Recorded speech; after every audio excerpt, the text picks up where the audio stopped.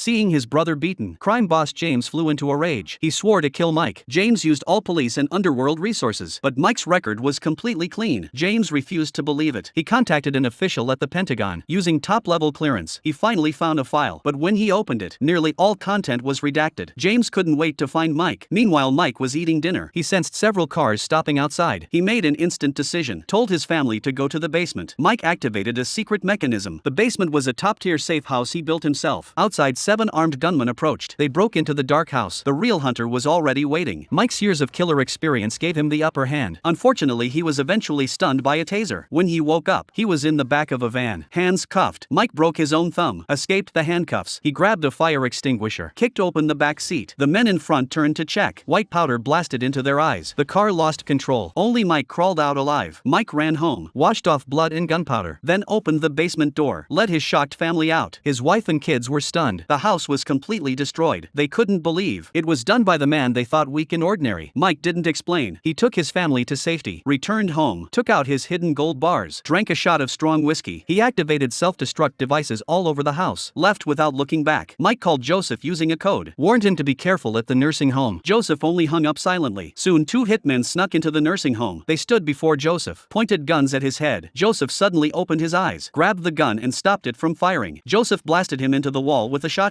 He fired again. 2 shots shocked the nurse. She rushed to Joseph's room, opened the door to find Joseph watching TV calmly, holding a remote in one hand, covering a dying hitman's mouth and nose with the other. Mike heard the news from the nursing home. Filled with rage, his revenge would be even more violent. He bought a factory with dozens of gold bars. He set deadly traps everywhere. When everything was ready, he went to the gang's vault, killed all guards, doused hundreds of millions in gasoline, burned all the money to ashes. Next target was James' nightclub. James was singing on stage. He finished his song and saw Mike sitting in the VIP seat opposite. All gang members surrounded Mike at once. Hundreds of guns aimed at him. James thought he had one, but Mike remained calm and confident. He lifted the tablecloth. A directional mine was underneath. James turned pale. He forced his men to back off, negotiated with Mike alone. Mike told him about the burned vault. James was furious. Mike gave him a choice: surrender or keep fighting. Then Mike left the nightclub, waited in his car. Moments later, James chased after him. Mike drove away. He led the entire gang to the factory. Surprisingly, Mike's 80-year-old father came to help. The traps activated one after another. The gang was torn apart. When the last henchman fell, James was alone. Mike and his father had run out of bullets. In desperation, Mike took out the mine, lifted bulletproof glass as a shield, charged in a suicide attack. James fired wildly, but couldn't stop him. At the last moment, Mike bit the fuse and pulled it. A huge explosion. Everything went silent.